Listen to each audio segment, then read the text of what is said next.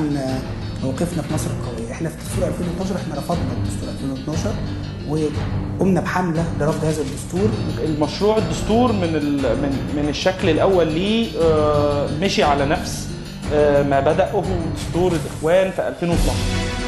انا في 30/6 شاركنا، نزلنا في 30/6 بشكل واضح، رفضنا الدستور الدكتور مرسي اللي سميناه دستور الاخوان، وزي ما قلت لحضرتك اسهمت كده. الحاجه الثالثه المهمه جدا، رفضنا التعيين في مجلس الشورى، الدكتور مرسي رفضنا الحصول على مناصب تنفيذيه، وبالتالي في اتساق، هي نفس المواقف اللي بناخدها قبل 30/6 هي نفس المواقف اللي بناخدها بعد 30/6. طب خليه سياسي لازم يكون عنده مجموعه من الانحيازات والمبادئ يعبر عنها.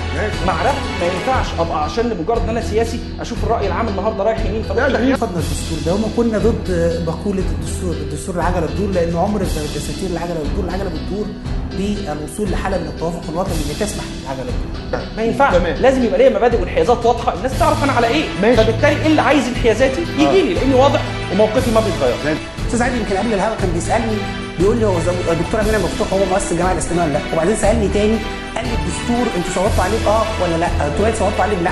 وبالتالي استاذ عادل مش عارف عننا حاجه اصلا، فانا بدعو انه يقرا عننا قبل ما يهاجمنا، لانه معلوماته محتاجه. بس هو دكتور مفتوح ولا يحتاج تاريخه لاكثر من 40 سنه يشهد ليه ويدافع عنه احسن مننا كلنا.